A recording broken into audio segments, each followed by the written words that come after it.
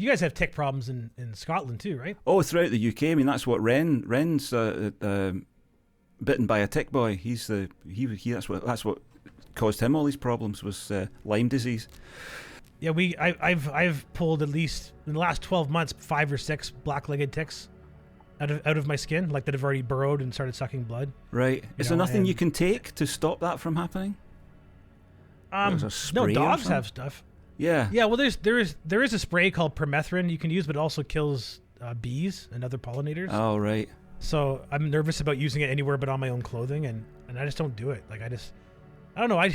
I'm hoping I don't have Lyme disease because that's what I've been going to see the doctor about. Right. I have a blood test for Lyme serology or whatever they call it, but it's some they're testing some blood serum test that tells you if you have antibodies that are characteristic of having Lyme disease. Yeah. Because if I do have Lyme disease, I probably got it about a year ago, which sucks. Yeah. But so it might be hard to treat. But I've been having all these autoimmune reactions, right? Like 2 weeks ago, I could barely sit down, or a week and a half ago, I could barely sit in a chair, and I could barely stand up. I could barely bend down to pick things up because I had this pain in my hip. And then a month ago, I could barely walk because I had this pain in my foot and my knee, and it just keeps moving around. Like right now, my hip feels fine, but now my ankle is hurting on my right leg now. And it's got this really, and it's incredible pain. Like it's a very sharp, disturbing pain that'll last for a week or two, and then it just moves to some other part of my body. Wow. Which this moving arthritis, they call it, is a common symptom of late onset Lyme disease. Like it starts, I think it comes on within a month to a year after getting Lyme disease, but it's also, it could be black mold causing it because we have I live in a very wet part of the world. You guys do too. So there's a lot of moisture issues in our basements and whatnot, in our houses, lots of mold and whatnot. So there's definitely moisture issues in this house, so I don't know, man. I don't know what's going on with me, but, yeah. So, well, I hope you get it sorted out. Me too. So everybody in the house is freaking out about Lyme disease right now because that's what the doctor thinks I might have, and we have ticks like crazy here. Like I pull between, during a high tick season, like we're in the middle of right now, I could pull between 5 and 100 ticks off of Zappa every day. Hundreds of them. Yeah, because are dogs bothered so much by the diseases? They get the same diseases. They get the same, yeah. But Zappa gets a Lyme disease vaccine every 3 years, and he has this blood meal I give him that makes his blood poisonous to ticks. Yeah. So when ticks bite him, and they taste it, they get off him, and then they come and bite me instead. You should eat some of his food then. Yeah, maybe, but so we give. I'm hoping they develop something. Yeah, we give our wee dog once or twice a season. We have these drops that we put. It's the product's called Frontline, but we use an alternative that's the same thing. And you just drop it between his shoulder blades, and that seems to keep him free. I think in all the time we've had him, we've only taken one tick off him, and it had only just got on because it was still flat, So yeah, we managed to get that out. We have these wee tweezers that we take these out with. But yeah, we have ticks here. You just have to be careful. But it's not so bad.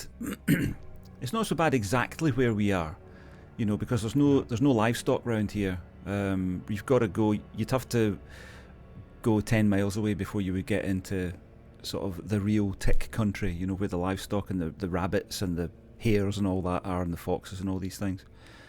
Yeah, but I'm sure they're about. I mean, they need to get that one fixed. That should be a priority, because it seems to be one of these hidden diseases. One of the great things about Ren getting so well known is that he's raising awareness of the possibility. And I think the fact that your doctor, when he hears your symptoms, would say, that could be a possibility. It's quite good that we've got that knowledge now, because I'm sure in the past there was a lot of people were suffering from things.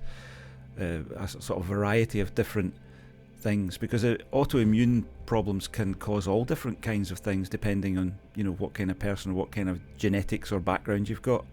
So it can manifest in all different kinds of ways. So it's really quite a good thing that we know that that's what's happening, but it still doesn't make it any better if you've got it. So I hope it's not that, and I hope it's something something less drastic. Well, yeah, me too. I mean, I'm not hoping for Lyme disease. I'm just hoping for an answer and something and a treatment, the solution at the end of it, But whatever. I'm just doing my best. It's funny. I find as I get older, pain's easier to deal with. you know, and Yeah, find, it becomes just part of the landscape of your life. I mean, obviously that's not to sort of undermine anybody who's suffering from, you know, extreme pain, but I think yes, I mean babies, for example. I watched a wee video recently about why do babies not want to step on grass, and it was a guy. It was various people holding their very young children and lowering them down towards an uncut lawn, and the baby's legs just come up to avoid it. You know, they don't want to step on that. And the guy was explaining, to you or I, the grass is just, it doesn't matter, but to a baby, their skin is very soft and they're very, very sensitive to pain. Any pain they'll scream about. So they see that and it's like, it looks like knife blades to them, so they kind of avoid it. So I think yes, when you're young, you feel pain, and that makes sense. You know, that you would need to let your superiors, your elders, know that you're suffering. But when you become an elder, the last thing anybody wants to know is, are you all right today, old man? I actually know I've got this. Oh, we don't want to know about that, you know. They don't want to know about all your aches and pains. So eventually you just shut up about it and you just go, yeah, it's fine, I'm fine, you know. Or as we say in the UK, when anybody says, how are you doing? Oh, not bad. Which means, yeah, I'm bad, but you don't care, so it doesn't matter. Yeah, well, but you're right. You do get used to pain as you get older. Yeah, it just becomes like this. It's a hurdle, and it creates these, like, you know, like there's certain parts of my house I don't even want to go into because I'm like, it hurts to go over there, or it hurts to bend down and grab this thing, you know. And it's like, I don't want to, you know. You feel like if you start limiting certain things, you know, in your life, you know, and you try your best not to let it get into the thing, you know, affect the things you love, like making music. You know, like making music. If I was suffering from any pain, like not being able to sit makes it hard to make music. You know, but I just found myself writing through the pain and knowing that I'm like, all right, well, this song is obviously going to be influenced by the pain I'm feeling, you know, regardless if it's obvious or not, you know. It's just part of the lens now, right? Yeah. You know? But, you know, it's funny, speaking of baby pain, Mackenzie's teething right now too, so that's been a bit of a headache. You know, have these little fevers and lots of screaming. Yeah. That's a shame, isn't it? But if you give them the right thing to chew, they'll work their way through it. But I remember as a kid, I can still remember the feeling of losing teeth. Do you remember that as a little one? I remember the second set of teeth. I don't remember getting my first teeth. I remember losing my first set of teeth. Yeah, losing those baby teeth, and it's horrific. I mean, it's quite horrific. And my dad was just saying, just pull it out, just pull it out. No. And recently, you notice I've got a front tooth missing. Well, that a bit of that broke off, and I was back to being a little kid again. I had this bit of tooth. This is a bit gross for anybody who happens to be listening to this, but I had this bit of tooth at the front that was just dangling there, you know, and I was like, oh my God, just pull it out. And I tried, I couldn't do it. I physically couldn't do it. And then one day it just dropped out, you know. But it took me back to that stage where I was losing my baby teeth and the horror of it, you know, the idea that something so intimate as the inside of your mouth that you'd grown to know so intimately would just suddenly decide to do something completely different that you weren't ready for. Yeah, I remember that. Yeah, and the pain. How painful could it have been?